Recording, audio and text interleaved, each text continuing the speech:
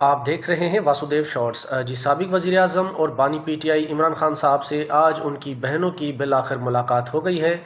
عمران خان کے کیسز جو ہیں ان کی سماعت جو ہونی ہوتی ہے اڈیالہ جیل میں، ان کو 10 دن کے لیے ملتوی کر دیا گیا ہے، مؤخر کر دیا گیا ہے، اور عمران خان کی جو وکلاء کی ٹیم ہے ان تک عمران خان کی رسائی جو ہے وہ بالکل نہیں دی جا رہی۔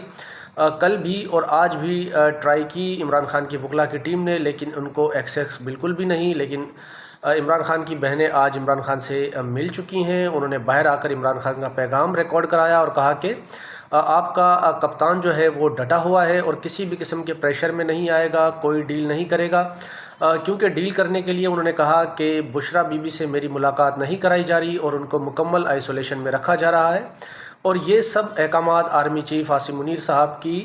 نگرانی میں ایک کرنل جو ہے وہ ان کو ملاقات نہیں کرنے دے رہا۔ اس کا یہ مطلب ہے کہ بشریٰ بی بی کو آئسولیشن میں رکھ کر